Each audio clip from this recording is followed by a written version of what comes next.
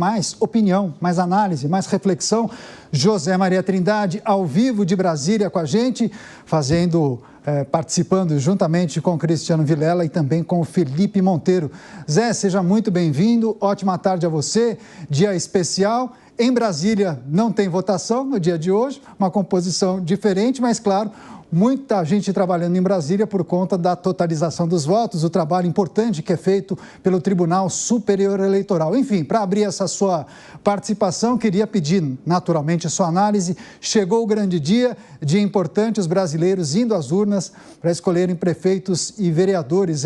O que é fundamental em um momento como esse? Qual é o tipo de pensamento e reflexão que o cidadão precisa fazer antes de depositar o seu voto? Eu não estou escutando o Zé Maria, não sei se as pessoas estão escutando, eu acho que não, a gente vai tentar ajustar o áudio do Zé. Zé, não escutamos o que você disse, a gente vai tentar fazer um ajuste. Daqui a pouco, então, a gente volta com o José Maria Trindade. Cristiano Vilela segue com a gente tem vários assuntos para tratar.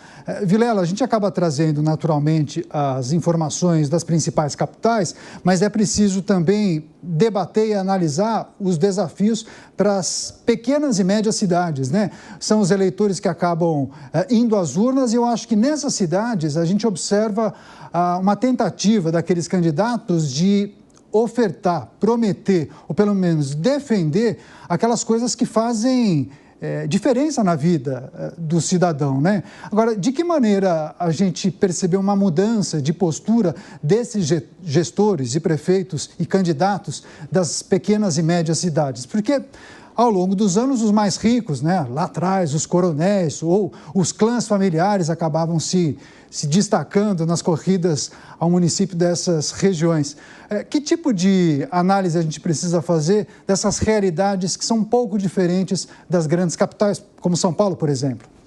Olha, Daniel, quando se trata especialmente das pequenas cidades, fica ainda mais evidenciado a importância histórica da justiça eleitoral no sentido de organizar e de fazer cumprir a legislação para um processo eleitoral sério, um processo eleitoral que venha a entregar o resultado, que é o resultado que reflita diretamente os interesses e as escolhas da população de uma forma geral. Então, quando se trata de situações de determinadas eleições, determinadas cidades mais afastadas, de acesso mais difícil, nos chamados grotões do país, onde a fiscalização, historicamente, anos atrás, acabava sendo muito mais difícil de ser feita, a justiça eleitoral, ela passou realmente a ter uma função muito mais firme, muito mais presente e coibindo as diversas irregularidades que vinham sendo encontradas ao longo dos anos. Até no sentido de fazer com que determinadas práticas que até então fossem corriqueiras, uma vez sendo penalizadas e tendo exemplos que demonstrassem de que as condutas antijurídicas seriam de fato penalizadas, a gente passou a ter um processo eleitoral talvez até mais tranquilo nessas localidades, onde o eleitor ele acabe sofrendo uma menor influência por parte do poderio político, do poderio econômico,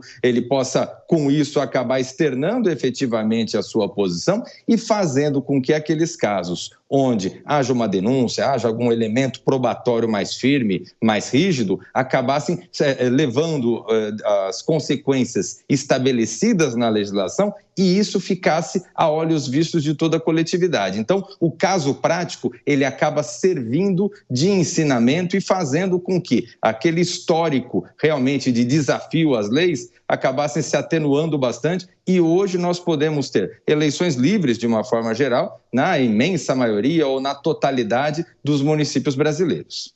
Agora sim, o contato retomado com o José Maria Trindade, microfone ok.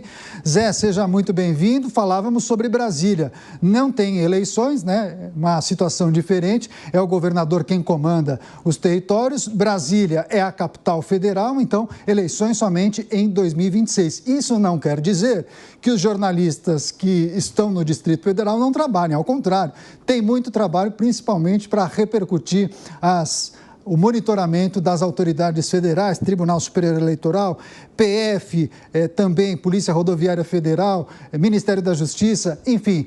Para abrir a sua participação, Zé, queria, claro, a sua reflexão sobre esse dia tão importante, os eleitores indo às urnas para escolherem prefeitos e vereadores. Pois é, Caneto, nunca uma eleição municipal mereceu tanta atenção e tanta avaliação. Muito boa tarde aos colegas aqui de bancada e boa tarde a você que acompanha a Jovem Pan. Olha, esse pleito ele é importante porque forma as bases de 2026. Isso já está certo. Todos os partidos apostaram muito nisso. O PL se preparou através de união de PL Mulher, PL Jovem, né? Escolheu as cidades onde haveria uma atenção maior e, da mesma forma, o PT, o Partido dos Trabalhadores, mapeou o Brasil, procurou as cidades com mais de 200 mil habitantes e foi atrás de coligações e essa é a diferença desse pleito. O PT fazendo coligações e ficando até em segundo lugar, mas fechando coligações. Mas a gente vê que a distribuição da política no Brasil foi pulverizada e isto é positivo.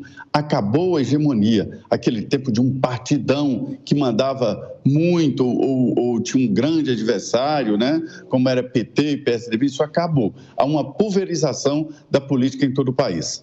A Constituição de 88, ela definiu aqui Brasília, o Distrito Federal, com uma, vamos dizer, composição política diferente. Antes de 88, não tinha absolutamente nenhuma eleição. O governador era indicado pelo presidente da República e aí o governador nomeava secretários e administradores.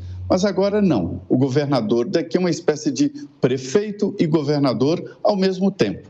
E os deputados distritais, eles são deputados estaduais, né, fazem o papel, e de vereador. Então, eles são os vereadores e deputados estaduais. E tem os deputados federais, 8, né, que é o mínimo exigido pela Constituição, e 3 senadores. Então, a eleição aqui só 2026.